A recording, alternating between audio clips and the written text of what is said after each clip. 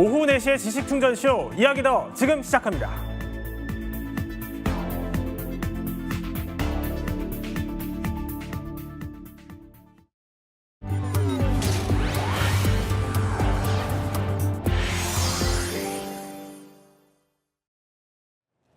코스피가 2,900선을 돌파했습니다. 2,900선을 돌파한 건 3년 5개월 만인데요. 네 분과 함께 짚어보겠습니다. 자, 영상 하나 보여드리겠습니다. 차영주 소장. 지금 보시는 화면 이재명 대통령이 조금 전에 한국거래소를 찾은 모습입니다. 마침 오늘 코스피도 설명드린 것처럼 2,900선을 돌파하기도 했었고 2,900선에서 또 장마감이 됐어요. 코스피 3,000, 그러니까 3,000피에 대한 기대감도 점점 커지는 것 같습니다. 예, 3,000피는 곧 달성할 수 있을 것으로 현재 미루어 짐작하고 있습니다. 현재 이재명 대통령이 대통령이 당선되고 취임한 이후에 계속해서 이제 상승 흐름들을 좀 나타내고 있는데요. 네. 전체적으로 봤을 때 이제 지수가 2,900을 넘은 것은 지난 2022년 1월, 즉 3년 5개월 만에 처음으로 이루어진 부분들이다라고 말씀드릴 수가 있겠습니다. 예. 아무래도 이제 정치적 불확실성이 해소가 됐고 새 정부에 대한 기대감, 여기에 이제 외국인들이 하루에 1조 넘는 금액들을 꾸준히 매수를 하고 있는 부분들이 현재 지금 더군다나 이재명 대통령이 공약으로 밝혔던 네. 5,000포인트 시대를 열겠다라는 서막이 서서히 좀 열리고 있는 모습들이 아니겠나 이렇게 좀 말씀드릴 수가 있겠습니다. 차영주 평론가 설명대로 코스피 5,000 시대는요. 이재명 대통령의 공약이기도 하죠. 이 대통령은 대선 직전에도 이렇게 말했었습니다. 민주당이 집권하는 사실 자체만으로도 주식시장은 3,000포인트는 갈 거다. 주가지수 5,000 얘기하니까 웃더라고요. 그런데 여러분 이제는 좀 체감이 되십니까? 안정적이고 예측 가능하고 친시장적이고 진짜 경제를 살리는 진짜 경제정당 민주당이 집권을 하는 자체만으로 대한민국 경제는 희망이 생길 것입니다. 네, 어쨌거나 새 정부 기대감 속에 엿새째 파죽 지세예요. 근데 이게 뭐 일시적인 허니문 레일리일까요? 아니면 경제 전망 어떻게 보세요? 중요한 것은 이제 경제가 성장을 해야 되겠죠. 그렇지 않으면 일시적인 현상으로 국한될 수밖에 없겠죠. 5,000포인트를 간다라고 한다라면 네. 지금 현재 경제 상황에서 3,000포인트에서 2,000포인트가 더 올라가야 되는 거 아니겠습니까? 그러면 이재명 대통령의 재임 기간을 5년으로 본다라면 매년 11% 이상씩 경제가 성장을 해야 되는 그런 모습들을 좀 나타내겠죠. 경제가 바로 주가지수라고 본다라면. 그런데 안타깝게도 현재 지금 우리 한국은행에서 우리나라 경제 성장률을 불과 얼마 전에 1.5% 성장할 것을 0.8% 성장할 것이다. 0.7%포인트 낮춘 바가 있습니다.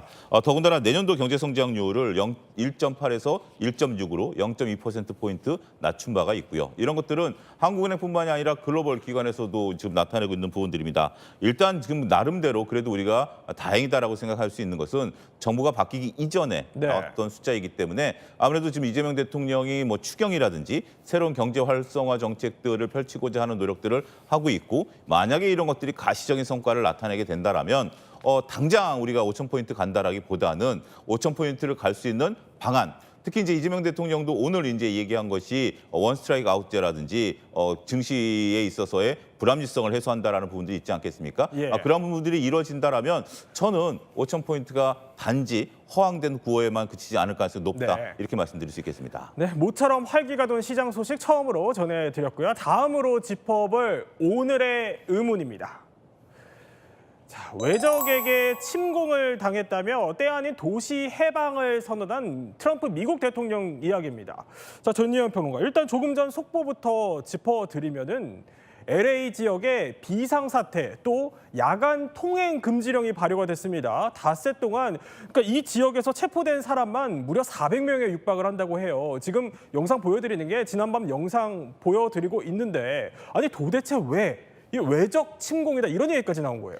예, 그때 보통 우리가 이제 자국의 국민들을 향해서 외적이라는 표현을 잘 쓰진 않아요. 그래서 그렇죠. 트럼프 행정부 당국에서는 지금 시위대를 외적, 즉 이 사람들은 미국 시민으로까지 인정할 수 없다 이런 강력한 의지를 내표한 것으로 보입니다. 네. 그런데 약탈이라는 표현이 나오는 것에 대해서는 지금 화면에서 보시는 것처럼 피해 상황이 너무 심각하기 때문입니다. 그렇죠. 뭐 지난 밤에만 23개의 사업장이 우리가 왜 털렸다라는 표현 쓰죠. 아, 그만큼 지금 피해가 피해가 심각하다는 거고 최근 들어서는 공공시설에 대한 침략이라던가 약탈이라던가 훼손 이런 걸 반달리즘이라고 하는데요. 네. 그런 현상까지 번지고 있다고 합니다.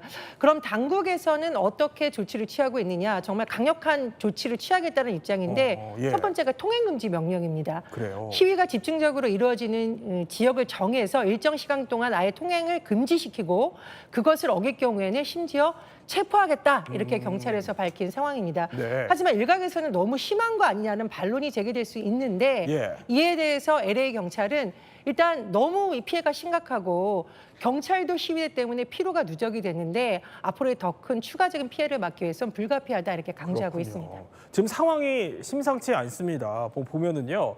가게 유리창이 깨지거나 자 영상 보여드릴 텐데 자 저렇게 시위대들이요 막 우르르 몰려 나오고 경찰로 보이는 인력들이 즉 곤봉 막 들고 진압하는 장면들 보여드리고 있습니다. 아니 그러니까 임재 변호사 저게 다 지금 상점들이 약탈하는 장면이라는 거예요. 그렇습니다. 지역 방송에서 지난 며칠간 계속해서 약탈을 저지른 이들이 아디다스 매장이나 애플스토어, 약국, 주얼리 상점 등을 표적으로 삼고 있다고 전하고 있습니다.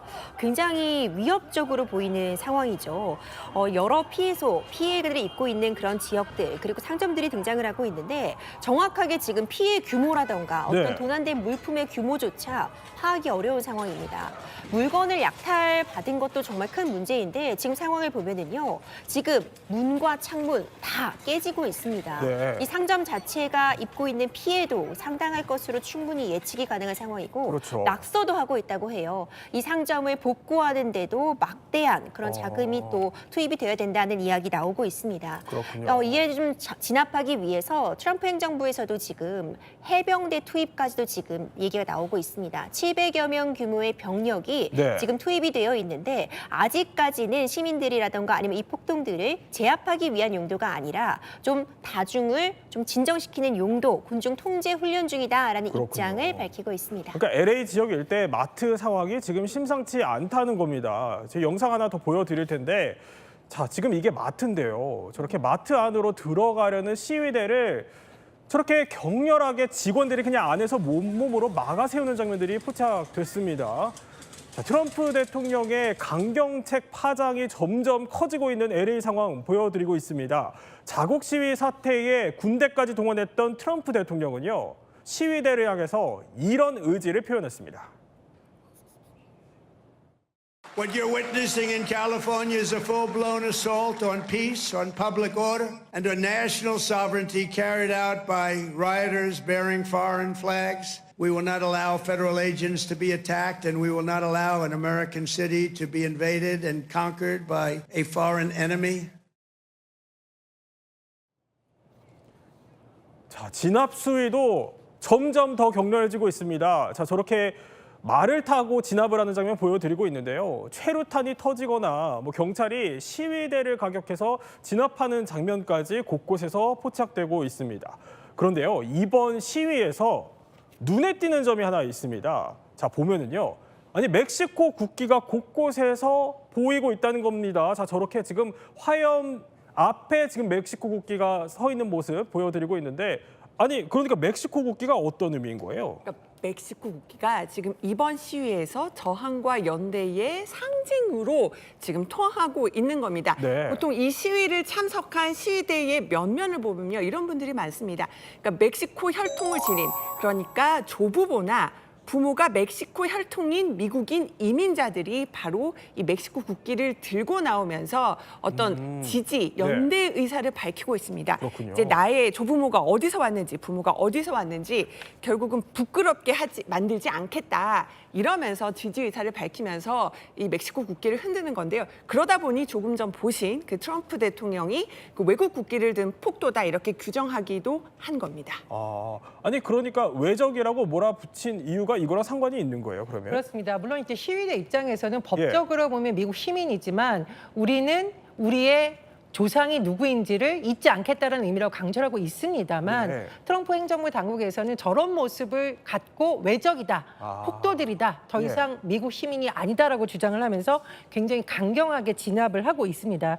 심지어 벤스 부통령은 이런 시위대를 향해서 외국 국기를 든 폭도라고 명칭을 했고요. 밀라 백악관 비서실장의 말은 더합니다. 법 집행을 방해하는 외국인들이라고 했는데요. 어쨌든 이런 양쪽의 입장이 팽팽하고 맞서고 있기 때문에 네. 당분간 이 시위가 쉽게 가라앉지는 않을 것이라는 전망도 나오고 있습니다. 그러니까 저렇게 제이디 벤스 부통령이 외국 국기를 든 폭도들이다. 또 스티븐 밀러 미 백악관 부비서실장이 법 집행을 방해하는 외국인들이다라고 몰아세우고 있다는 겁니다. 자, 온 도시가 이렇게 혼란스러운 상황 속에서요. LA 한인 사회의 반응도 심상치가 않습니다.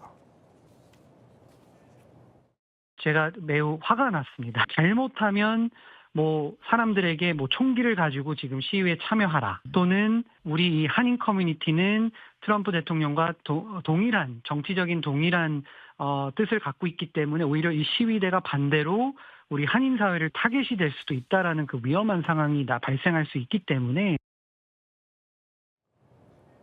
아니 그러니까 이 SNS 게시글 때문이라는 겁니다. 그러니까 며칠 전에 트럼프 장남이 올린 글입니다. 92년 폭동 당시에 흑인들에 맞섰던 한국인 자경단 사진을 올린 건데요. 자, 임지혜 변호사. 그러니까 33년 전에 이 한인들 사진이 2025년에 지금 한인들을 위험하게 만들고 있다 이런 거예요? 그렇죠. 사실 트럼프 주니어가 이 사진을 왜 SNS에 올렸느냐? 예. 그 의미가 무엇인가 여러 가지 분석이 나오고 있는데 지금 보시는 그 사진은요. 92년도 LA 폭동 당시에 네. 한인들의 피해가 상당했습니다. 한인들이 자체적으로 조직을 해서 이제 옥상에서 자신들의 상점, 가게, 터전을 지키기 위해서 지금 총을 들고 있는 그 모습을 사진에 올린 것이죠. 예. 왜 올렸는가? 여러 가지 추측이 있겠지만 기본적으로 92년도 LA 폭동처럼 현재가 굉장히 완전히 질서가 무너진 상황이다. 이런 네. 부분을 강조하면서 지금 트럼프 정부가 해병대도 투입을 하고 어떤 주 방위군을 투입하는 그런 상황을 정당화하기 위해서 한국인들에게는 정말 큰 상처이자 트라우마로 남아있는 이 LA 폭동 당시의 사진을 예. 이용한 것이 아니냐 이런 비난 여론 들끓고 있습니다. 이에 대해서 한인회에서도 어떤 경우에도 이런 사진들을 우리의 이런 트라우마를 이용하지 말아라 이런 입장을 표명하기도 했습니다. 그렇군요. 자, 오는 주말 14일 그러니까 토요일에요. 미국 전역에서 대규모 반트럼프 시위가 예고된 상황입니다. 피해가 없도록 당분간 아주 각별하게 촉각을 곤두세워야 할 것 같습니다. 다음 키워드 살펴보겠습니다. 자, 돌아온 트럼프 시대에 국내외 스포트라이트를 그야말로 한몸에 받은 인물 바로 정용진 신세계그룹 회장이죠. 재계를 넘어서 대미 가교 역할까지 도맡고 있는 정 회장이요. 돌연 경고를 날렸습니다. 아니 그러니까 자비를 기대 말라. 굉장히 상당히 강경한 어조의 경고인데 정 회장이 갑자기 왜 그런 거예요?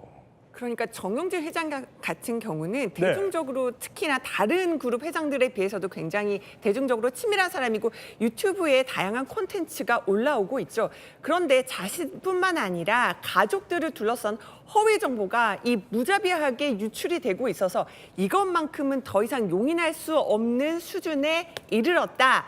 이렇게 판단을 하고 민형사상 모든 법적 책임을 묻겠다 이렇게 나온 거예요. 네. 오늘 저는 이제 신세계 쪽 취재해봤는데 두 가지 표현이 눈에 띄었습니다. 조금 전에 앵커가 질문할 때처럼 네. 자비가 없다 이런 표현을 하나 썼고요. 두 번째 표현 또 있습니다.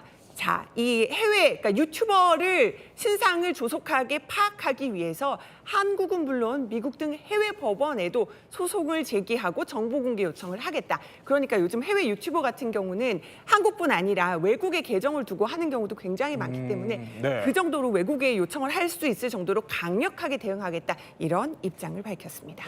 임지혜 변호사. 그런데 사실 정용진 회장 하면은 지금은 경영에 집중을 하고 있지만 한때는 용진이 형이다 이렇게 불렸던 재계 인플루언서이기도 하고요. 근데 이런 일도 있었어요. 당시에 자신을 향해서 이렇게 재수 없다라는 글이 달리니까 여기에 대해서 쿨하게 왜? 라면서 받아치기도 했었어요. 당시 굉장히 좀 화제가 되긴 했었는데 이번에는 이 정도로는 그냥 넘어갈 수 없다. 그만큼 수위가 심각한 모양이에요. 수위가 심각해 보입니다. 정용진 회장 같은 경우에는 사실 이전엔 SNS 활동도 굉장히 활발하게 했고요. 소통을 중시했습니다. 그러니까 저 정도 수위의 악플은 네. 웃으면서 유머로 받아칠 정도로 사실상 관용을 베풀었던 상황인데 지금은 예. 상황이 달라 보여요. 밑도 끝도 없는 그냥 거짓말이 말 그대로 사실처럼 뉴스처럼 만들어져서 퍼날라지고 있습니다. 이 사이버 레카 문제는 어제 오늘 일은 아닙니다. 유명 유튜버 찌양 씨도 이 사이버 레카로 인한 정말 극심한 피해를 입었고요. 네. 인기 가수 장원영 씨 같은 경우에도 이 탈덕 수용소라고 하죠. 네. 근거 없는 가짜 뉴스 양성에 대해서 정말 엄정하게 대응했겠다고 칼을 뽑아내기도 했습니다. 이 사이버 레카는 반복될 수밖에 없는 게 지금 이 글이 사실이든 이 영상이 사실이든 거짓이든 상관없이 당장의 조회수만을 노리고 있습니다. 일단 관심을 끌면 조회수가 수익과 연결되는 이 구조 때문에 네. 내가 벌금 정도 받고 말지. 내가 그래요? 명예훼손으로 처벌을 받겠어? 네. 받으려면 시간도 오래 걸리는데 그동안 나 조회수 올리면 그만이야. 이런 심리인데 정용진 회장 칼을 뽑아 들었습니다. 민영사상 모든 조치 취하겠다고 밝힌 만큼 네. 이에 대해서는 응당한 법적 처벌과 대가 뒤따르리라고 봅니다. 물론 뭐 가족 관련된 일이니까 참을 수는 없는 거는 당연히 이해를 하고요. 그런데 그러니까 말씀해 주셨던 것처럼 그냥 가짜 뉴스라고 사실 그냥 놔버리면 이게 경영진 입장에서도 경영을 하는 입장에서도 걸림돌이 될 수 있을 것 같아요. 그렇죠. 이제 정도가 점점 심해진다라는 데 이제 문제가 있는 겁니다. 예. 또 가족까지 거론되고 있다라는 측면에 있어서 두 가지 측면이 되겠죠. 보통 이제 가정이 편안해야 경영에 올바로 집중할 수가 있는데 이런 부분들이 자꾸 일파만파 퍼져나간다라는 것에 일단은 집안에 있어서의 가장으로서의 면모 이런 것들이 좀 나타나는 거고요. 두 번째로서 이제 가장 중요한 것은 경영을 하는 데 있어서 기업의 이미지라는 것도 굉장히 중요한 거 아니겠습니까? 예. 우리가 이제 몇몇 기업들 같은 경우 오너들의 이미지에 의해서 또 무너진 기업들도 분명 존재하기 때문에 이게 근거 없는 얘기들이 놔둔다고 해서 잦아들면 문제가 안 되겠죠. 네. 그러면 한때 해프닝으로 치부할 수 있긴 하겠습니다만 오히려 지금 뭐 사이버 레카라든지 이런 분들은 그 자신들이 공격을 당함에도 불구하고 더욱더 이런 것들을 이제 퍼날르기 식으로 나타내고 있는데 그렇지 않다라면 정말 이제는 한도 끝도 없이 이제 이런 것들이 진행이 됨으로써 네. 오히려 정상적인 기업의 경영 활동까지 저해할 수 있는 요소이기 때문에 이번에 이렇게 강경 대응으로 맞설 수밖에 없는 상황이 연출이 됐다라고 봐야 되겠죠. 그렇군요. 자, 이런 사이버 레카의 가짜 뉴스 더 나아가서요. 유명인을 향한 악플은 사실 하루 이틀의 문제는 아니죠. 그런데요, 악플의 피해를 받는 것도 모자라서 최근에는 직접 해명까지 나선 분이 있습니다. 송가인이여라 그냥 갈 수가 있나 노래 부르고 춤추며 놀다나 가세 다 같이 아리아리랑 스르스르라 아라리가 닿네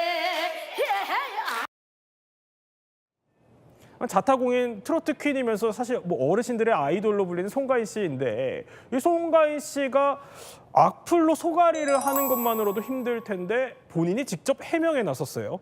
그렇습니다. 왜 우리가 연예인 실제로 만나면은 네. 꼭 하는 얘기 있습니다. 화면보다 너무 마르셨어요. 이런 얘기 하곤 하잖아요. 네네네. 사실 송가인 씨 같은 경우에는요. 지금 화면으로 보더라도 너무 아름답고 노래도 참 잘하십니다. 그렇죠. 그런데 악플에 시달렸다고 해요. 본인에게 뭐 너무 통통하다느니 뭐 얼굴이 너무 동그랗다느니 네. 말도 안 되는 그런 악플이 달리는 건데 그래요? 이걸 해명하셨어요. 이 나무위키를 보면서 이야기하는 그런 시간을 가졌는데 지금 86년생으로 올해 40이 되었는데 네. 다른 사람들이 다 아무도 40으로 안 본다. 저도 사실 40이라고 믿기지가 않는데요. 뿌듯해했지만 몸무게 얘기가 나오니까 또 자세하게 해명을 하기도 하셨어요. 그래요? 몸무게가 47kg인데 사람들이 자꾸 통통하다고 얘기를 해서 좀 속상하기도 하다 이런 네. 얘기를 하면서 이 미스트롯 때는 너무 힘들고 스케줄이 강행군이라 보니까 42kg밖에 나가지 않았다고 합니다. 그러셨군요. 그 이후에 워낙 네. 바쁜 스케줄 때문에 좀 새벽에도 밥도 먹고 하니까 평균적으로 47kg 정도 유지하고 있는데 네. 화면에는 당연히 조금 더 통통하게 나와 보일 수 있는데 이에 대해서 이야기하는 것에 대해 좀 안타까움을 토로하기도 했습니다.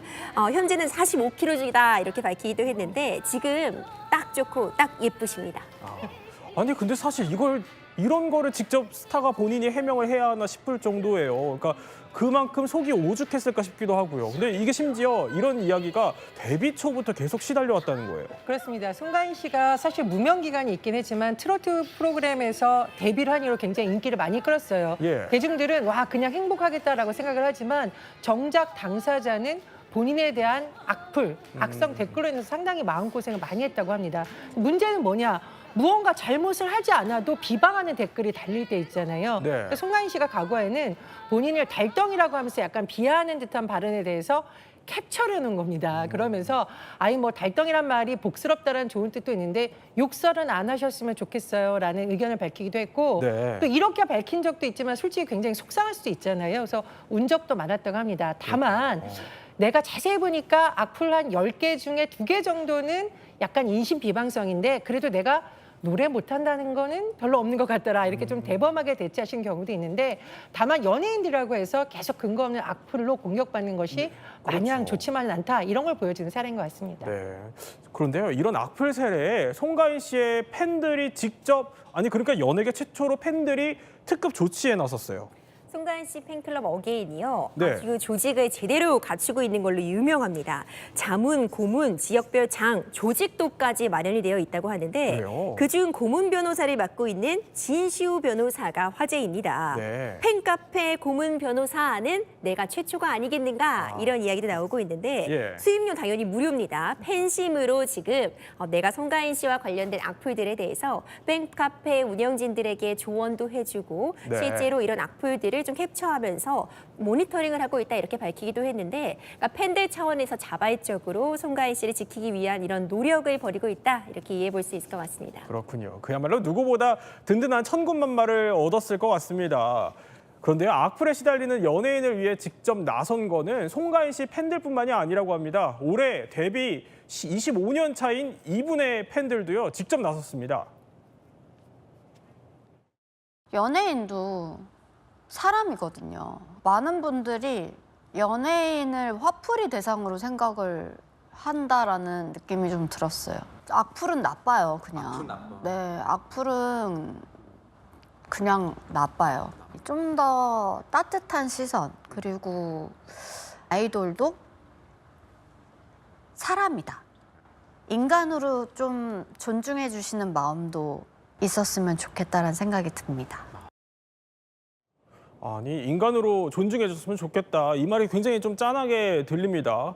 그런데도 보아 씨를 향한 악플이요, 이제는 아예 오프라인상에서 아니 테러 수준으로 번지고 있어요. 저도 깜짝 놀랐는데요. 그러니까 온라인 게시판에 최근에 올라온 겁니다. 네. 강남역에 최근에 버스 정류장 전광판, 광고판 이런 곳에 보아 씨에 대한 부정적인 낙서가 있어서 발견했다. 이거 문제다라고 누가 사진을 올린 겁니다.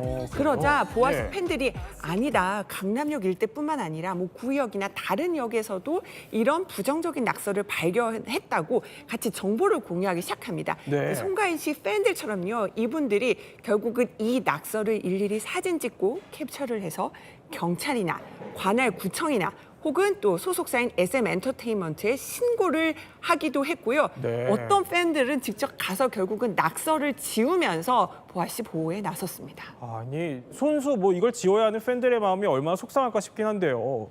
그러니까 낙서한 사람을 그러면 잡아야지 끝나는 문제가 아닐까요? 그렇죠. 저는 그리고 금방 잡힐 거라고 봅니다. CCTV가 다 있는 상황이잖아요. 이제 예. 미디어폴이라고 이제 불리는 전광판 같은 곳에다가 보아 씨에 대한 그런 수위가 높은 그런 발언들을 적어둔 겁니다. 이 자체로서 문제가 될 수밖에 없고요. 소속사에서도 강경하게 대응하겠다고 밝혔습니다. 그래요? 이것은 예. 아티스트 보호 차원에서도 당연한 조치이고 어떤 이런 기물을 파손하고 훼손하는 행위에 대해서는 응당 책임을 져야 하지 않을까 싶은데 팬들의 반응이 참 마음이 짠합니다. 누가 낙서하지 못하게 계속해서 지키고 있고 싶다 이런 이야기를 전하기도 했는데 CCTV 등의 분석을 통해서 누가 낙서를 했는지도 곧 밝혀지지 않을까 생각이 됩니다. 아무리 공인이라지만 도를 넘는 행동은 용납될 수 없겠죠. 다음 이야기 살펴보겠습니다.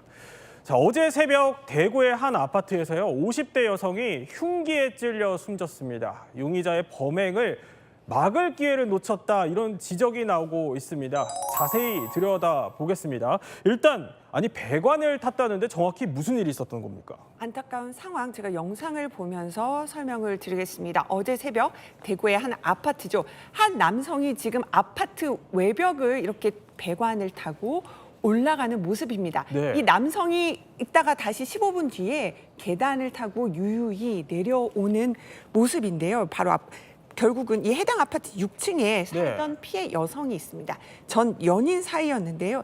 이 남성이 바로 이 여성을 흉기로 찔러서 숨지게 한 겁니다. 그렇군요. 경찰은 지금 예. 이 남성을 쫓고 있는데요. 그 전 연인이자 지금 스토커로 알려져 있습니다.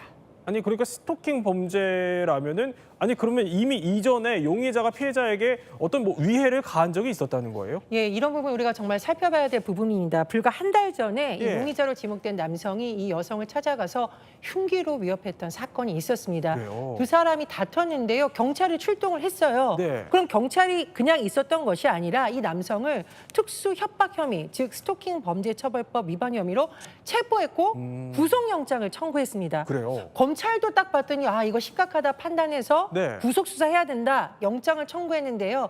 이 부분을 우리가 좀 다시 짚어봐야겠습니다. 법원은 어떤 결론을 내렸을까요? 이 남성이 수사에 제대로 응하고 있다라는 취지를 밝히면서 네. 구속영장을 당시에 기각했습니다. 아, 이번 사건과 관련돼서 이웃 주민 목소리가 지금 준비되어 있습니다. 목소리 듣고 이야기 더 나눠보겠습니다. 자는데 가라앉는 소리가 나더라고. 뭐 가운데 크리씩 난 수걸 들리가지고 그래 내가 자다가 깨작할게. 그래 별것을 자니까 피비린내가 나더라고. 아니 그런데 여기서 한 가지 의문이 남습니다. 자 이겁니다. 그러니까 한 달 전에 흉기로 위협을 한 적이 있었다는 거예요.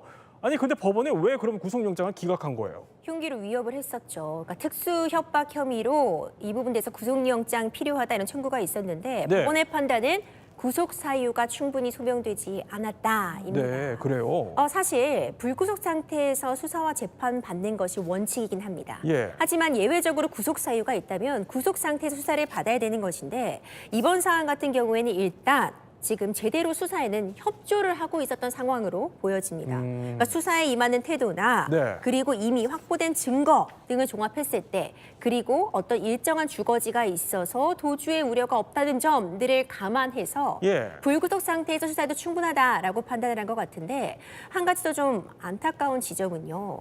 한 달 전에 지금 흉기를 들고 위협을 했잖아요. 네. 그 당시에는 어떤 상해를 입힌다거나 그 다음 단계로까지는 나아가지 않았기 때문에 아마도 법원에서는 어떤 일도 일어나지는 않았다. 이 부분까지도 가만히 되지 않았을까 싶은데 아, 그래요? 결과론적인 이야기가 되겠지만 만약 예. 그때 구속이 되었더라면 이런 참극은 피할 수 있었지 않을까 정말 굉장히 안타까운 상황입니다. 아니 그러니까 수사에 임하는 태도를 고려했을 때 그러니까 당시 법원은 이게 구속할 만하지 않았다는 겁니다. 그런데 결국 말씀하신 것처럼 불구속 수사 와중에 이런 참극이 빚어진 거잖아요. 하지만 그래도 수사기관에서요. 예. 할 수 있는 법적으로 허용된 조치들은 해두었었습니다. 대표적인 것이 네. 일단 접근 금지 조치를 취해두었어요. 이걸 우리가 잠정 조치라고 하는데 둘은 가까이 있으면 안 된다. 네. 절대로 가까이 가지 마라. 이런 조치에 대한 명령은 내려졌습니다. 그래요? 그리고 스마트워치도 지급이 되었습니다.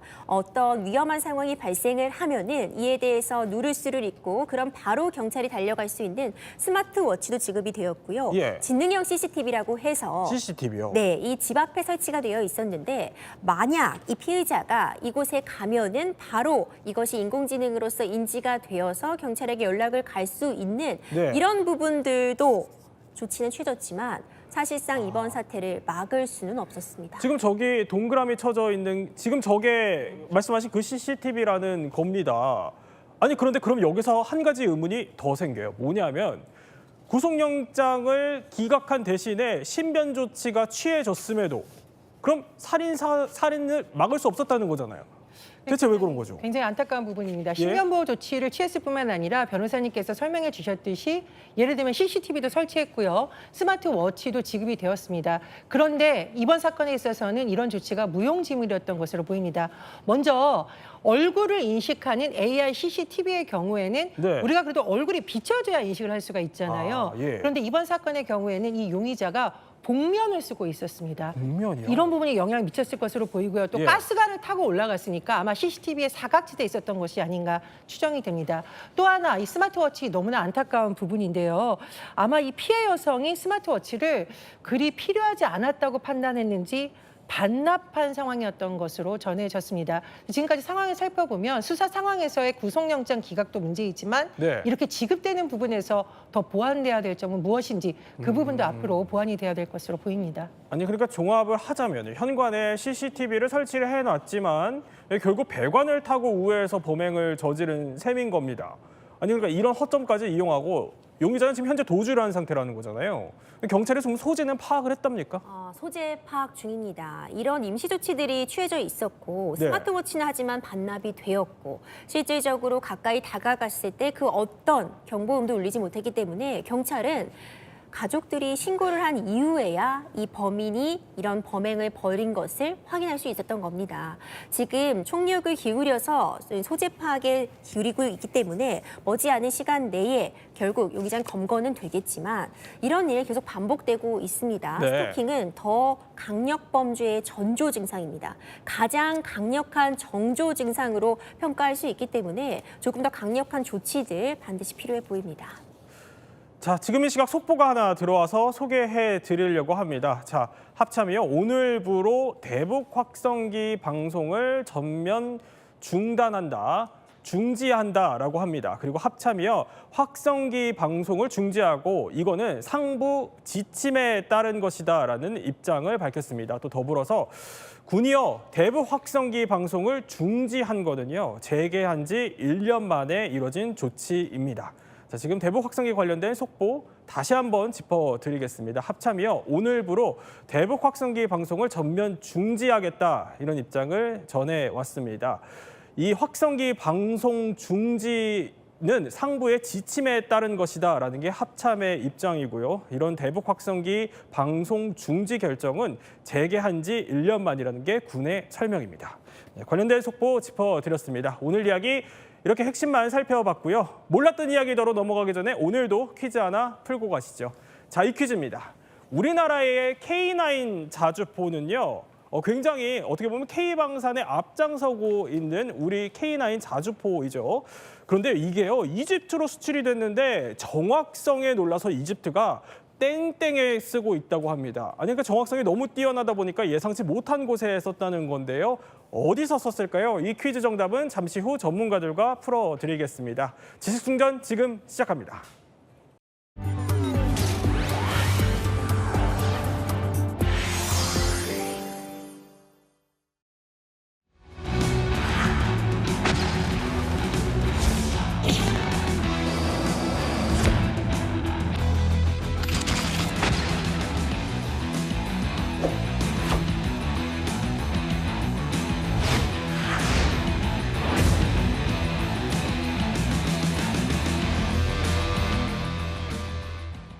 아니 그야말로 K방산 전성시대예요. 근데 요즘에는 아예 동남아까지 잘 나가고 있다 이런 얘기가 들려요. 예, 그렇습니다. K방산이 이제 우리가 유럽에 수출을 얼마 전 했는데 네. 동남아에서도 상당히 이제 많은 수출 시장이 열리고 있다라고 좀 말씀드릴 수가 있겠습니다. 이런 부분들은 이제 우리가 그 여러 가지 이제 스스로 무기를 개발하고 운영했던 경험들이 전수되는 부분들인데요. 최근에 스톡홀름 국제평화연구소 발표에 따르면 2024년 무기 이전 보고서에 따라서 2020년서부터 2024년까지 4년 동안 필리핀이 수입한 전체 무기 중에 33%가 한국산 무기였다라는 발표가 나왔습니다. 또 같은 기간, 그러니까 2020년서부터 2024년까지 4년 동안 인도네시아와 태국도 각각 12%, 말레이시아 같은 경우 10%, 베트남도 8%의 한국산 무기를 구입했다라고 말씀을 좀 드릴 수가 있겠습니다. 네. 동남아 국가들은 우리가 이제 뭐 베트남 같은 경우 약간의 공산주의 국가도 있고 여러 가지 이제 뭐 민족주의적 국가도 있고 여러 가지 이제 국가들이 있음에도 불구하고 네. 전체적으로 우리 K방산에 대한 소위 침투율, 그러니까 그들이 무기를 수입하는 부분에 있어서의 일정 비율들이 점점 좀 높아지고 있고 여기에 우리 K방산의 중요한 역할 수출처로서의 역할까지 네. 하고 있다라고 말씀드릴 수가 있겠습니다. 아니 그렇게 설명을 해주신 거는 유럽과 중동에 이어서 지금 동남아까지 점령하기 시작했다라는 설명을 해주신 건데 아니 그럼 동남아 시장에서 잘 나간다는 거는 어떤 의미가 있는 겁니까? 사실 이제 우리 국산 무기들이 이제 해외 수출을 할 때 이제 겪는 어려움 중에 하나가 네. 처음 어느 나라에 팔아야 되잖아요. 근데 참 고맙게도 이 동남아 국가들이 어떻게 보면 이제 흔한 얘기로 이제 개시라고 하잖아요. 네. 이거를 해준 나라들이 굉장히 많습니다. 그래서 이제 뭐 뒤에 설명드리겠지만 예. T50 같은 경우에도 처음 이제 해외에서 구매한 나라가 인도네시아였고, 그다음에 이게 퍼지면서 뭐 태국도 사고 필리핀도 사고, 그랬군요. 그리고 점차 갈수록 품목이 다양화돼 가고 있어요. 네. 그러니까 이제 뭐 함정도 있고, 지금 이제 뭐 영상에 나오지만 베트남은 K9 자주포도 살려고 그러고, 또한 인도네시아는 우리나라가 최초로 잠수함 수출도 했던 나라고. 예. 그리고 이제 또 한 가지 주목을 하셔야 될 게, 이 동남아시아 국가들 보면 사실 6월이 호국 보훈의 달이잖아요. 네. 그래서 6.25 전쟁 때 참전했던 국가들이 있습니다. 태국도 있고 필리핀도 있는데, 이들 나라들은 네. 그 유엔사 회원국이에요. 근데 과거에는 이제 우리나라에 와서 6.25 전쟁 때 우리를 도와줬지만, 지금은 우리나라 무기가 그들 나라가 도입을 해서 그들 나라에 방위를 해주고 있다라는 점에서 과거와는 좀 양상이 많이 달라졌다라고 좀 말씀을 드리고 싶습니다. 이런 가운데요, 주목해봐야 할 게 하나 있습니다. 뭐냐면요, 필리핀이 우리 기술로 만든 경공격기 FA-50을 추가로 도입한다, 이런 아주 반가운 소식이 들려온 건데요. 사실 FA-50은요, 2012년에 개발 이후 지금까지 140대 이상 수출된 그야말로 효자 무기 중에 또 무기입니다. 관련 영상 일단 보고 이야기 나눠보겠습니다. 대통령님의 비상 출격 명령을 받은 2대의 FA-50 중 1번기는 즉시 전장에 진입하고,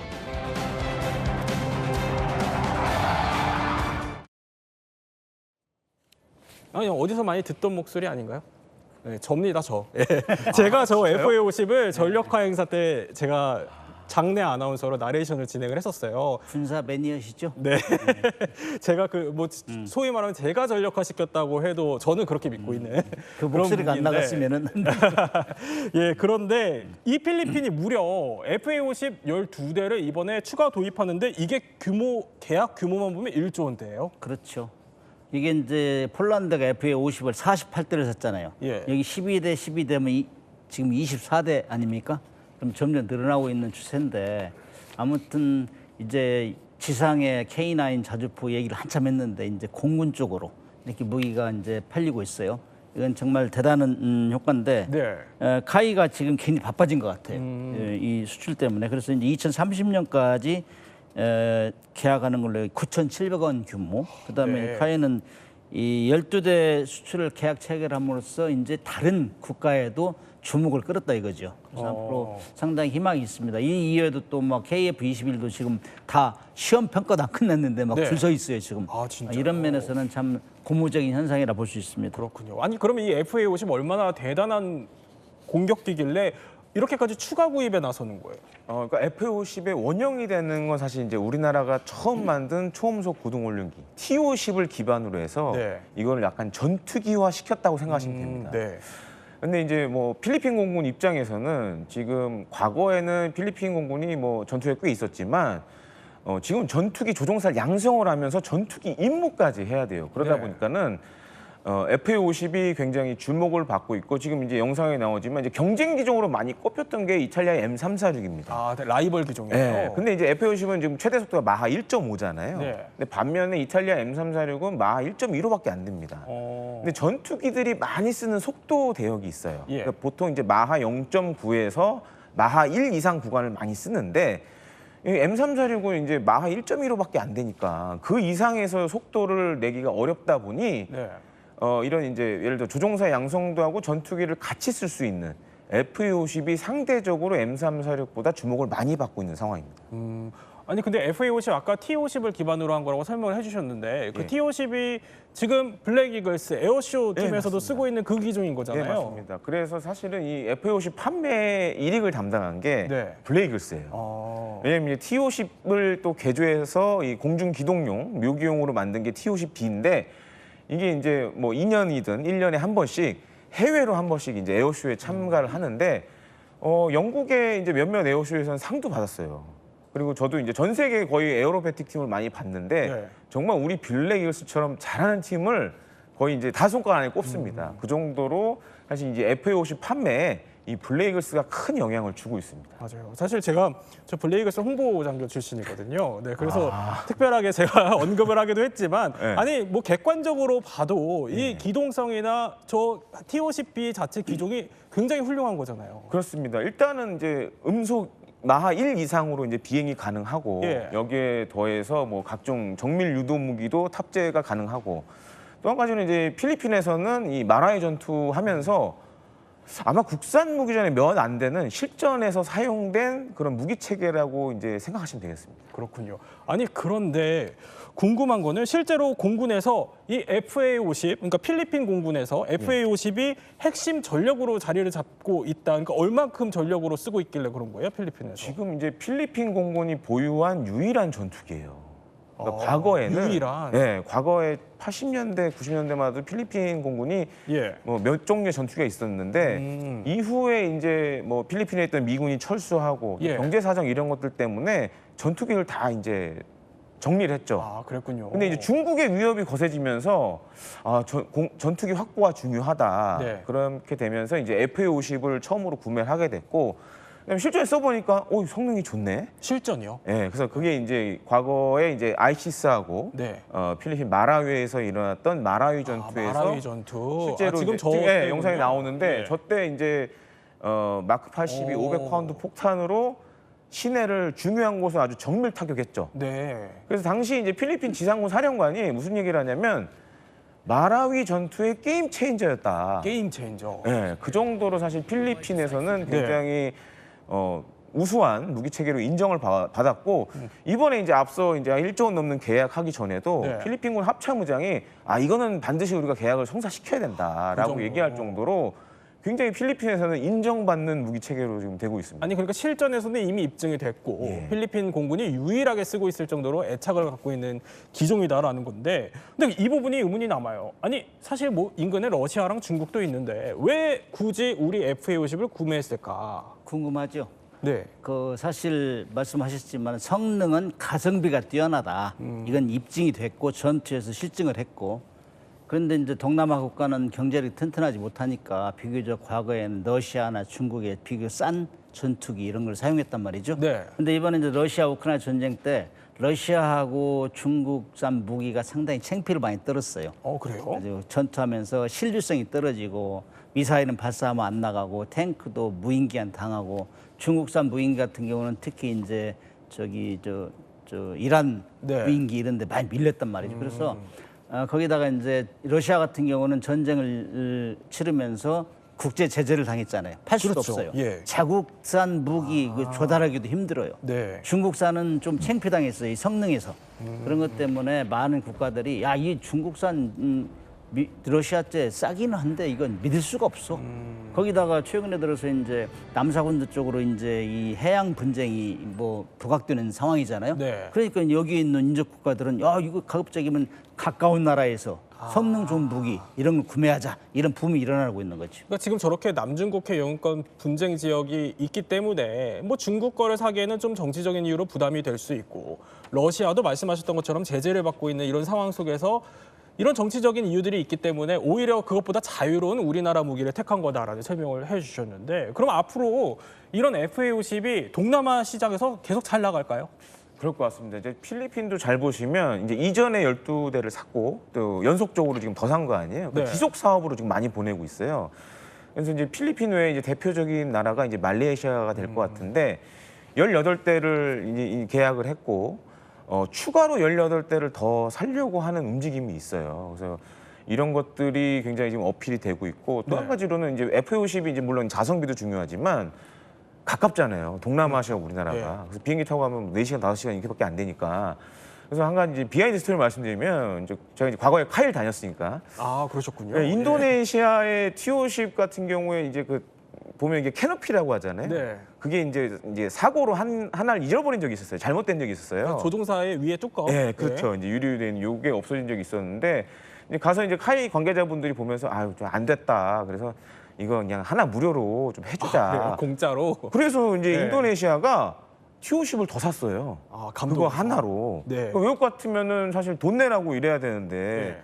한국은 그냥 좀 정의 있는 차원에서 이렇게 한번 해줬으니까 이제 이런 것들이 사실 동남아 시장에서 의외로 사실 우리 K 방산 무기들이 인기를 끄는 비결 중에 하나라고 볼 수 있겠습니다. 그러니까 AS 서비스에서도 한국인의 또 정을 그렇습니다. 제대로 보여줬기 때문에 이런 마음을 사로잡고 있다 설명을 해주신 건데 자 글로벌 방산 시장에서요. 그런데 FA-50만큼이나 사랑받는 무기가 또 있습니다. 바로 K9 자주포인데요. 아니 이게 베트남 도입이 임박했다는 얘기가 나와요.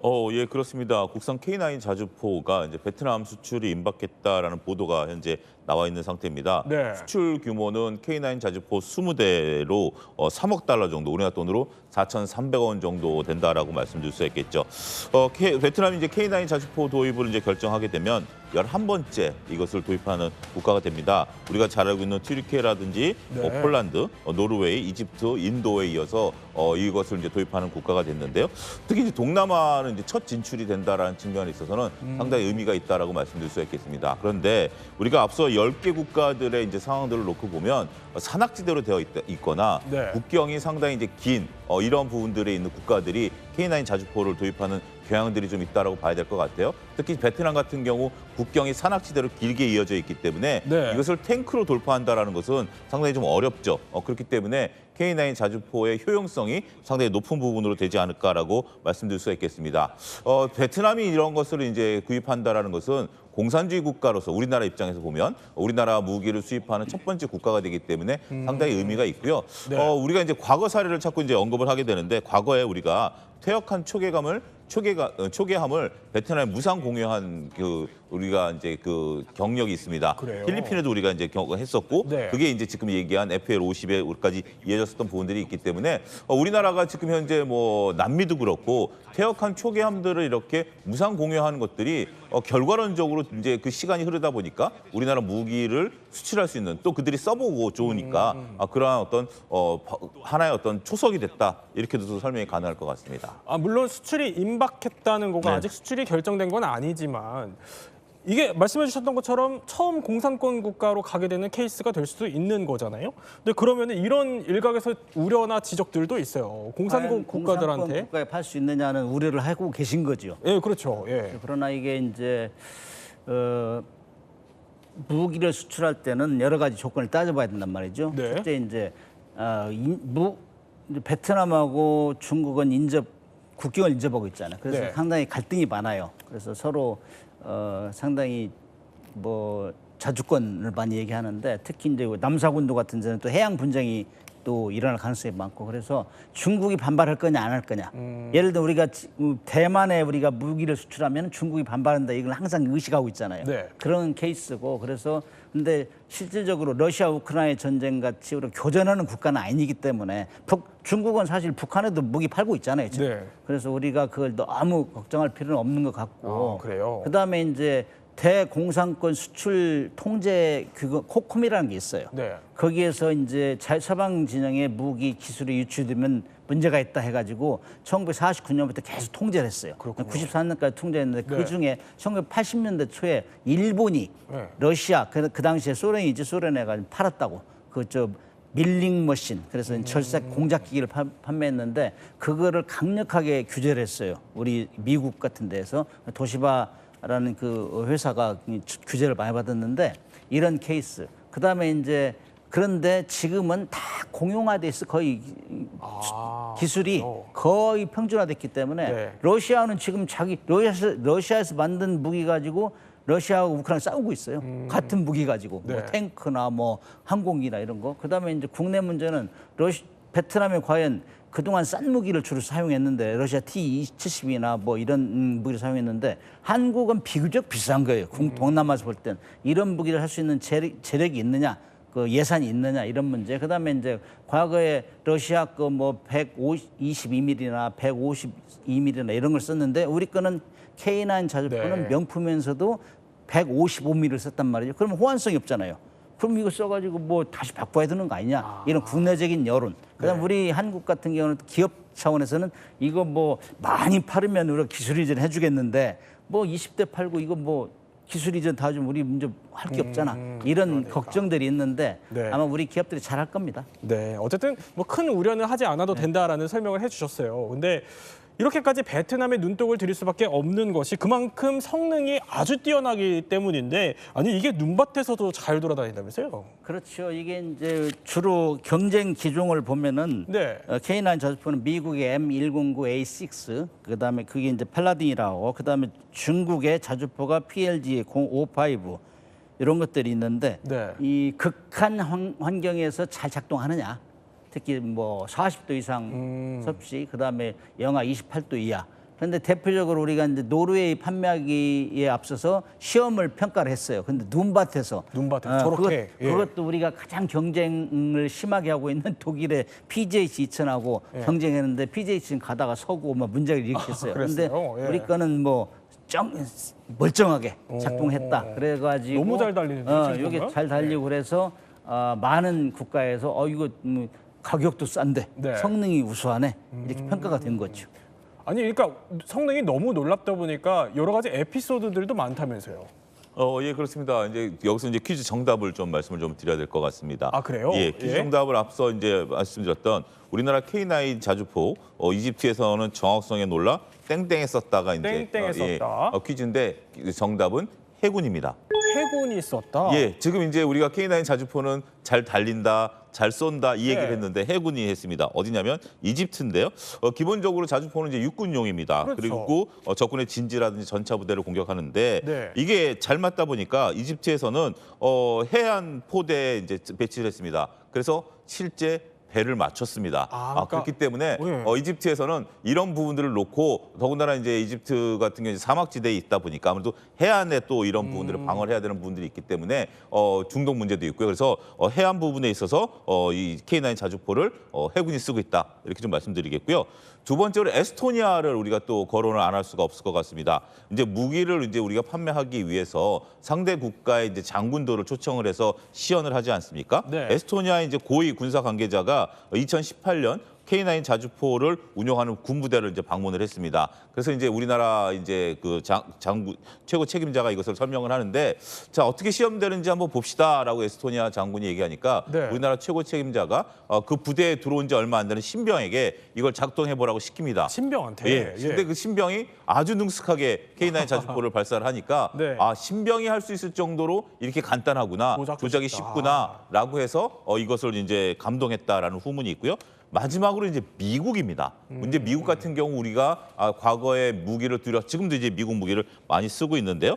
작년 9월에 이제 자주포 현대화 사업을 추진하기 위해서 미 육군에게 K9 자주포하고 또 뒤에서 이제 포탄을 집어넣어주는 이제 K10 탄환 운반차를 시험 가동을 시켰습니다. 애리조나 유마 사격장에서 있었던 일인데요. 이것을 이제 보고 나서 미국의 전투발전사령부 소장이 야 과거에는 한국이란 나라가 우리의 화포를 갖다 썼는데 이제 이렇게 언제 첨단 장비를 미국에 와서 행사를 진행하는구나라고 놀랐다라는 후문이 있습니다. 뭐 듣기만 해도 애국심이 차오르는 것 같습니다. 그런데 이게 K9이 성능뿐만이 아니라 가성비도 월등해요.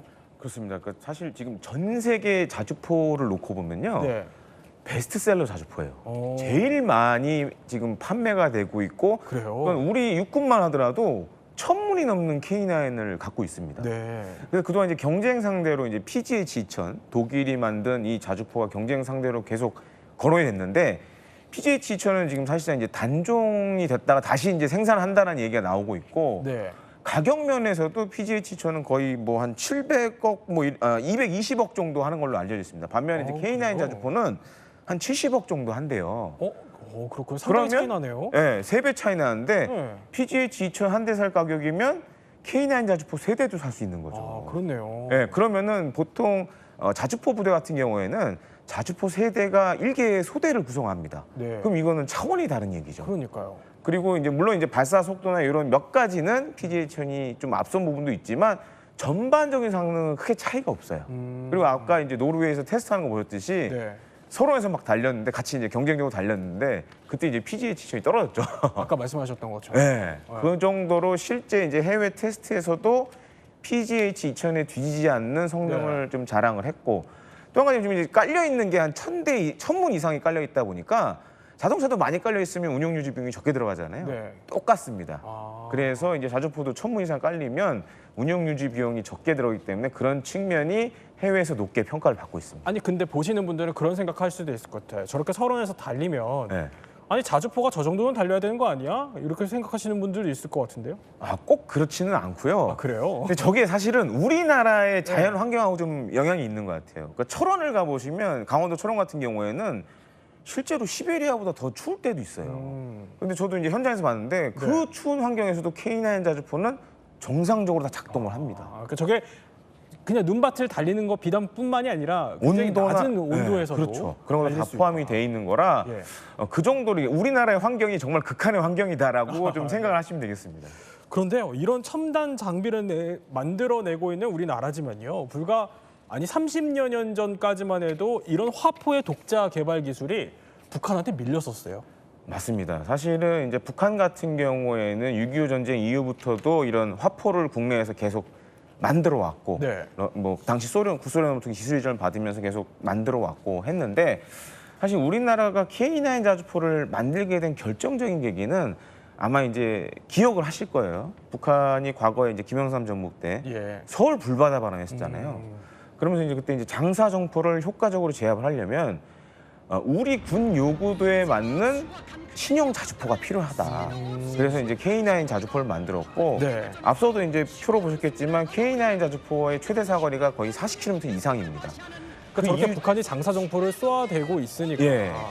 그래서 지금 휴전선 인구에도 많은 양이 있기 때문에 이걸 제압을 하기 위해선 사거리가 40km 이상이 돼야 되고 기동성과 생존성이 높아야 된다. 네. 근데 그러한 선견지명이 지금 어떻게 보면 해외 시장에서 수출되는데 큰 역할을 하고 있죠. 그렇군요. 아니 그런데요, 최근에 이 동남아 시장에서 우리 K방산이 물론 점령을 하고 있지만 네. 여기에 도전하고 있는 나라가 있다면서요. 그렇습니다. 이제 우리 주변국이라고 할 수 있는데 일본이 사실은 지금 이제 이 동남아 일본이요? 시장을 예. 많이 노리고 있어요. 그래서 필리핀 같은 경우에는 물론 이제 우리가 많이 국산 무기를 수출했지만 네. 최근 몇 년 사이에 일본이 만든 뭐 대공 레이더라든가 이런 것들도 수출이 됐고 네. 또 한 가지로는 지금 이제 일본 같은 경우에는 아까 이제 앞서도 말씀드렸지만 우리도 이제 국산 퇴역 무기들을 이렇게 제공하는 프로그램들을 동남아 국가에 하고 있는데 비슷한 걸 일본도 지금 하고 있고 또 한 가지 일본이 새로 만든 무기들을 지금 동남아에 팔려는 노력들을 많이 하고 있습니다. 그래요. 그래서 이제 어떻게 보면 우리를 좀 바짝 추격하고 있는데 네. 제가 이렇게 경험해 보면 아직 일본은 이제 뭐 물론 이제 무기 체계가 우리보다 얼등한 것도 있고 하지만 전반적으로 세일즈 노하우라든가 그다음에 이제 가성비 이런 측면은 우리보다는 조금 아직은 좀 떨어지는 것 같아요. 그래요? 그래서 우리가 아직은 좀 동남아에서 선전할 수 있는 그런 여지도 많고 이제 영상은 나오고 있지만 일본의 이제 차세대 호위함 이제 모가모기급도 네. 동남아 시장에 이제 수출을 하려고 하는데 사실 저게 가격이 좀 만만치가 않습니다. 그래요? 성능은 좋은데 오히려 우리나라 호위함들이 동남아에 좀 더 맞지 않을까 좀 이렇게 보여집니다. 아니 그러니까 어쨌든 간에 우리나라가 한 수 위다 설명을 해주신 건데 아니 그러면은 아까 설명해 주신 것뿐만이 아니라 일본과 격돌할 수 있는 주요 무기들 그러니까 좀 우리가 좀 예의주시해야 하는 일본의 무기들 이거 뭐가 있나요? 우리 국민들이 많이 알 거예요. 조금 전에 모가미급 호위함 나왔잖아요. 그렇죠. 그게 예. 이제 작년 말에 우리가 호주에 이제 호위함 수출하는 거 일본하고 독일하고 우리가 경쟁을 했는데 우리가 거기서 졌어요. 예. 그래서 국민들이 굉장히 언짢아하고 가슴 아파했는데 여기 하나 이제 함정 해군 쪽이고요. 이거는 그때 당시에 이제 호주에서 원하는 건 원해 작전이 가능한 거 그것을 좀 많이 요구했어요. 그다음에 그 당시에 우리 경쟁 환경이 우리는 국가에서 총력전을 해야 되는데 네. 그걸 하는데 좀 미비했어요. 그래야 놓친 게 뼈아픈 사실인데 그거 하고 육군 같은 경우는 우리는 K9 자주포가 명품이라면 일본 99식이 있어요. 99식?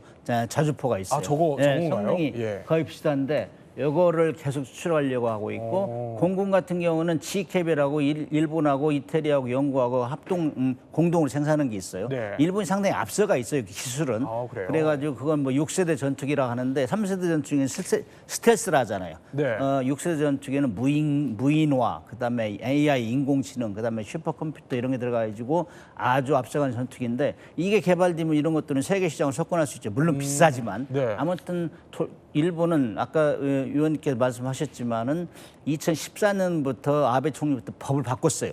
무기 수출 3원칙에서 방위 장비 이전 3원칙을 바꾸면서 이건 이제 우리가 수출에 참여해야 되겠다 하는데 어떤 세미나 같은 데 가서 보면은 일본이 우리한테 요구하는 것도 같이 하자. 우리는 그 경험이 없으니 수출도 같이 하자. 네. 제안하는 경우도 있는데 아무튼 우리가 현재까지는 방위사업 수출에 있어서는 앞서가고 있고 특히 K9 자주포 같은 거는 그야말로 방산 한류의 네. BTS를 이렇게 얘기할 정도로 석권하고 있는데 네. 그래서 육해공군 무기가 지금 일본뿐만이 아니라 중국도 지금 뛰어들고 있어요. 그래서 그동안은 중국하고 일본하고 뛰어들지 않았는데 우리가 지금 막 잘 나가고 있으니 예. 양옆에서 지금 추격하고 있습니다. 아니 그러니까 K9을 우리 방산업계의 뭐 BTS다라고 설명을 해주셨지만 아니 그러면 김대영 소장 그러니까 예의주시해야 되는 게 99식 자주포 그러니까 이게 비슷한 스펙이라는 거잖아요. 지금 일본의 무기인데 그러니까 이거와 경쟁해봤을 때는 어때요? 지금은 사실 베스트셀러는 K9 자주포입니다. 아 그래요? 그러니까 일단 이 99식 자주포 같은 경우에도 한 가지 문제가 지금 일본 외에는 안 쓰거든요. 그러니까 어딘가 해외 시장에 한번 팔아야 그 다음에 이제 다른 나라에 주목을 하는데 일단 뭐 가성비, 가격 측면에서 제가 알고 있기로는 99식 자주포가 우리 K9 자주포보다 비싸요. 왜냐하면 생산 수량이 얼마 안 돼서 비싼 문제도 있기 때문에 사실 게임이 안 되죠. 그렇게 따져보면. 그렇군요. 사실 뭐 방산 시장의 뭐 한일전이라고까지 표현하기에는 아직 그런 차이를 보이고 있지는 않지만 그래도 일본이 더 추격할 수 있는 가능성이 있기 때문에 우리가 이런 얘기를 하는 건데 그러면 앞으로 일본의 이런 주요 무기들이 우리 K방산의 강력한 경쟁자가 될 수 있을까요? 강력한 경쟁자죠. 왜냐하면은 미국하고 일본은 거의 기술 수준이 대등할 정도. 예를 들면 뭐 F-15도 공동 생산하고 그래서 미사일도 이제 공동 생산해서 팔고 이런 상황이기 때문에 그러나 지금까지는 법에 의해서 수출을 자유롭게 하지 못했어요. 그러나 그런 시스템을 갖춰가고 있는 과정인데 일본의 특징 중에 하나가 제가 이제 림팩 훈련을 다녀왔는데 하와이 림팩 훈련 가면은 일본하고 미국은 자기들끼리만 해요 훈련을. 굉장히 그 밖으로는 안 나타난다고. 그래서 아주 독자적인 기술. 그렇기 때문에 무기를 사면 호환성이 있어야 되잖아요. 여기서 산 거 저기서 산 거 해야 되는데 자기들 것만 가지고 있어도 수출하기 굉장히 제한이 돼요. 그거 사면 일본 거 사면 다른 거 쓸 수 못하잖아. 이런 의견들이 많습니다. 김대현 평론가 끝으로 그러면 우리 이 K방산 앞으로 전망은 어떻게 보십니까? 매우 밝다고 할 수 있겠습니다. 근데 이제 뭐 동남아를 언급하기 전에 일단 지금 이제 폴란드 관련돼서 K2 전차 2차 수출 계약 체결이 아마 임박을 할 것 같아요. K2 전차. 그래서 이제 새 정부 출범과 함께 어쩌면 최초의 K방산 수출 계약을 맺을 것 같고 동남아 시장 같은 경우 지금 뭐 육해공 해병대 그리고 이제 우리가 만든 유도 무기들도 사실 선전을 하고 있습니다. 그래서 아마 지속적으로 K방산이 영향력을 좀 동남아 지역에서는 펼치지 않을까 이렇게 보고 있고 향후에도 또 추가 수주가 기대되는 부분이 많다고 말씀을 드리고 싶습니다. 네, 세 분과 함께 K방산의 동남아 시장 공략에 대해서 몰랐던 이야기 살펴봤습니다.